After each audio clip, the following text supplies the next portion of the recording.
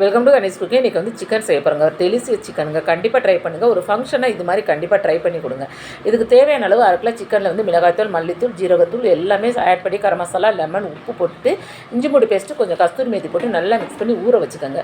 இது ஊறுற அளவுக்கு டேஸ்ட்டு எக்ஸலண்ட்டாக இருக்கும். அதுக்கப்புறம் அரைக்கிறது எல்லாமே அரைச்சி செய்ய போகிறோம். அதுக்கு தக்காளி, காஞ்ச மிளகா, பச்சை மிளகா, கருவேப்பிலை, கொஞ்சம் ஜீரகம், மல்லி, இதுக்கு தேவையான அளவு தண்ணி ஊற்றி நல்லா இதே பேஸ்ட்டு அரைச்சி எடுத்துக்கோங்க. அதுக்கப்புறம் அடுப்பில் கடாய் வச்சு எண்ணெய் ஊற்றி பட்டை, கொஞ்சம் மிளகு சேர்த்துக்கோங்க.